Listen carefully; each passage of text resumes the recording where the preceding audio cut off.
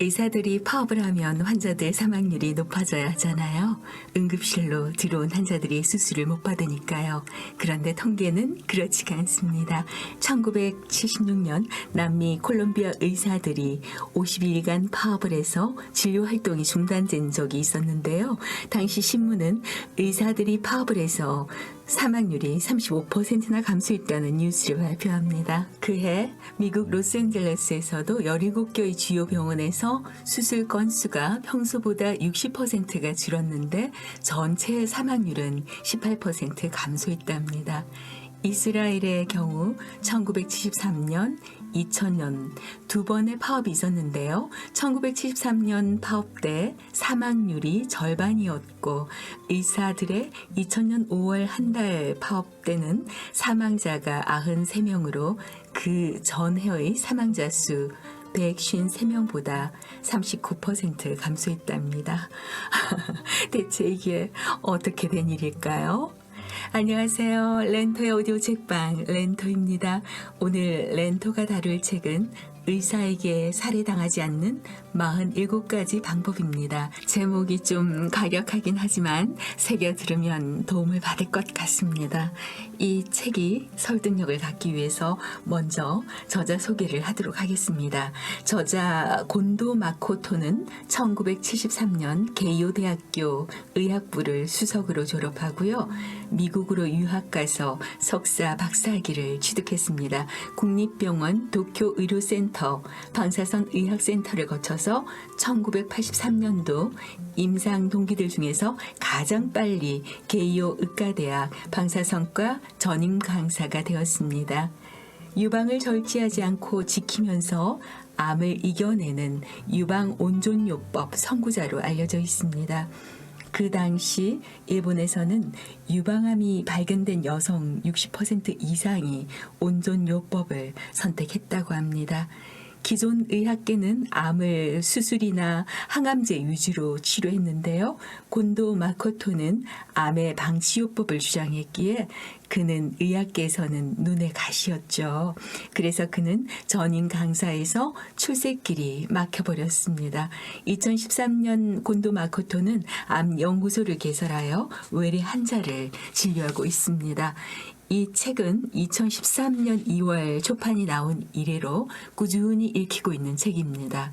이 책의 저자는 암 검진을 받지 말라고 합니다. 그 이유는 두 가지로 볼 수가 있습니다. 첫째, 만약 건강검진을 받아서 암을 조기 발견했다고 칩시다. 그런데 그 암이라는 것은 진짜 암이 아니라 유사암일 확률이 높다고 합니다. 유사암이라고 하는 것은 그냥 내버려두면 저절로 없어지거나 더 이상 커지지 않는 암이어서 피부 속을 뚫고 들어가는 침륜이나 전이가 일어나지 않는답니다. 그래서 조기 발견해서 막 떼내는 수술을 하고 항암 치료받고 이럴 필요가 없다는 겁니다. 그리고 만약 이 암이 진짜 암이라고 하면 아무리 수술을 하고 항암 치료를 받더라도 반드시 전이가 일어난다는 것입니다. 결국은 암 때문에 고통을 받는 것이 아니라 암의 치료 때문에 고통을 받다가 죽는다는 것입니다. 그러니 의사들이 수술하지 않으면 죽는다고 해도 암 수술은 받지 말라는 것입니다. 그게 진짜 암이면 수술해도 낫지 않는다는 것입니다. 그러면 암 수술에서 낫다는 분들은요, 그건 진짜 암이 아니라 놔둬도 되는 유사암이라는 것입니다. 그는 진짜 암일 경우에는 방사선 치료를 받기를 권장합니다. 둘째, 암 검진을 받지 말아야 하는 이유는요, 단 한 번의 CT 촬영으로도 발암 위험이 있다는 것입니다. 그래서 저자는 암은 건드리지 말고 방치하는 것이 오히려 낫다고 합니다. 병을 고치려고 싸우지 말고 방치하면 환자의 삶의 질을 높여준다고 합니다. 오히려 항암 치료가 시한부 인생을 만든다고 합니다. 그리고 습관적으로 의사에게 약을 처방받지 말라고 합니다. 이 저자의 주장이 설득력이 있는 이유는요, 우리나라에서도 적극적으로 건강검진을 밀고 있잖아요. 그러면 건강검진을 받고 조기암을 발견하고 그러면 암 사망률이 줄어들어야 하잖아요. 있잖아요. 그러나 매년 발표된 사망률을 보면 암 사망률은 전혀 줄어들고 있지 않습니다. 결국 조기암을 발견해서 수술하고 치료해서 암을 극복한 경우는 유사암이 많다는 이야기가 되죠. 조기 검진도 사망률에 아무런 영향을 미치지 않는다는 겁니다. 결국 저자가 말한 대로 진짜 암은 너무나 강하다는 거예요. 어떤 식으로 수술을 해도 전이 될 수밖에 없다는 것이 진짜 암의 운명이라고 합니다. 믿기가 싫죠. 네, 저도 정말 믿기가 싫습니다. 그러나 이게 사실이라면 굳이 수술을 하고 항암 치료를 받다가 삐쩍 말라서 고통으로 죽어가기보다는 노화의 한 과정으로 암을 받아들이는 게 어떨까 하는 제 개인적인 생각입니다. 저자 곤도 마코토는 암 수술도 안 받는 편이 낫다고 합니다. 그리고 유방암, 자궁경부암은 절제 수술하지 말라고 합니다. 유방 촬영술로 발견된 암은 대부분 유사암이라고 합니다. 일본에서 대규모 제비 뽑기를 했대요. 암 검진 받는 그룹과 받지 않는 그룹으로요. 그 결과 검진과 사망률은 전혀 관계가 없었다고 해요. 또 5만 명을 대상으로 실시한 캐나다 연구조사에서는 오히려 총 사망률은 검진 그룹이 좀 더 많았다라는 결과가 나왔답니다. 저자는 자궁경부암 백신 접종, 즉 예방 접종은 무의미하다고 합니다. 국가가 진료를 전적으로 관할하는 스웨덴의 통계를 살펴보면 자궁암 검진에서 발견되는 영기의 암은 99% 이상이 유사암이라고 합니다. 그러니까 그냥 놔두면 없어지거나 더 이상 자라지 않는다는 거죠. 그리고 자궁경부암이 유사암이 아니라 진짜 암에 걸렸다면 수술하지 말고 방사선 치료를 받으라고 합니다. 결과는 같으면서 그것이 합병증이나 후유증이 가볍게 지나간다고 합니다. 저자는 뇌 종합 검진에 대해서 말하고 있는데요. 이것은 득보다는 실이 많다고 합니다.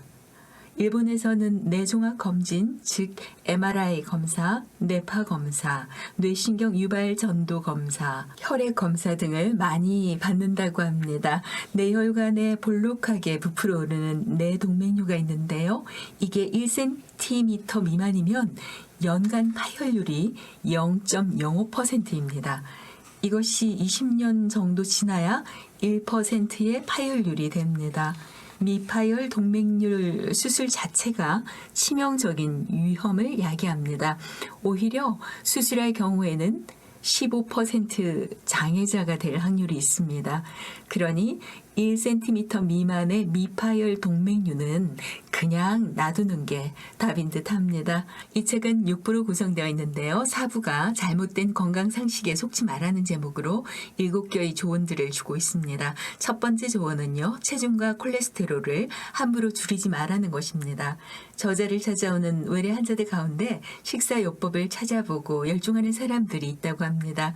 그 식이요법이라는 게 섭취 칼로리를 줄이고 육식 안 하고 채소만 먹는 식이요법이니까 단숨에 살이 빠지는데요.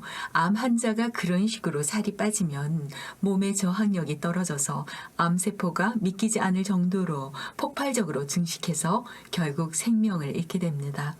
저자는 암을 방치하기로 한 환자들에게 다음과 같은 조언을 한다고 합니다. 스테이크든 참치 뱃살이든 자신이 맛있다고 생각되는 것은 뭐든지 드세요. 조금 살집이 있는 편이 오래 삽니다.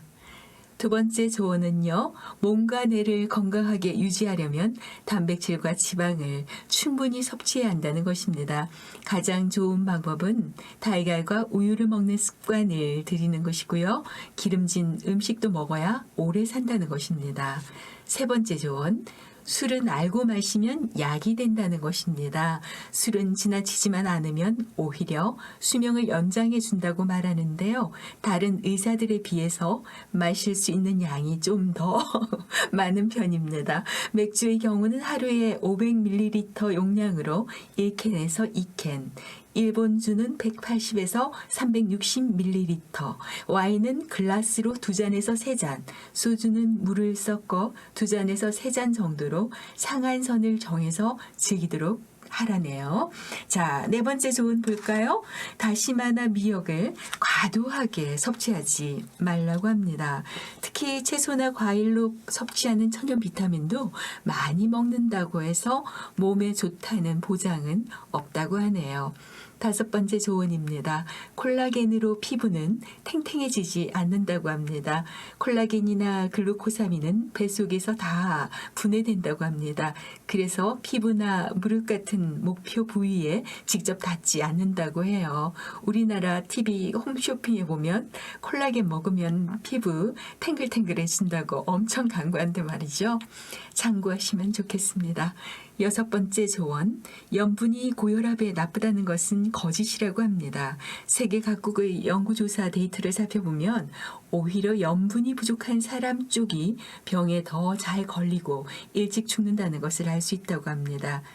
심장학회로부터 고혈압 학회의 최고상이라 불리는 지바상을 수상한 아오키 교조 박사는 비타민C 결핍은 특정 질환을 일으킬 뿐이지만 염분의 결핍은 생명을 위협한다.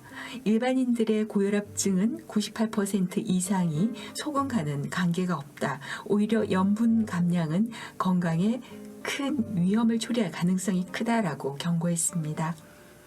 7번째 조언은요. 커피가 암, 당뇨병, 뇌졸중 예방에 좋다고 합니다. 커피를 마시면 간암과 대장암에 걸릴 위험이 감소되는데요. 이것은 일본 기후대학교 연구팀의 8년 동안의 연구 결과와 미국 국립보건원의 연구 결과에 의한 조언입니다. 일본의 오차노미즈 여자대학교 곤도 가즈오라는 교수는요. 30대에서 60대 여성 131명의 기미를 피부 깊숙이 숨어있는 기미의 양까지 파악했을 때 커피를 많이 마시는 여성일수록 기미의 양이 적다는 결론을 얻었다고 합니다. 핀란드와 스웨덴 합동연구팀이 50대 남녀 1,490명이 마시는 커피의 양에 따라서 20년 이상에 걸쳐서 설문조사를 반복했는데요. 하루 1잔에서 2잔, 하루 3잔에서 5잔, 6잔 이상의 세 그룹으로 나눴다고 합니다.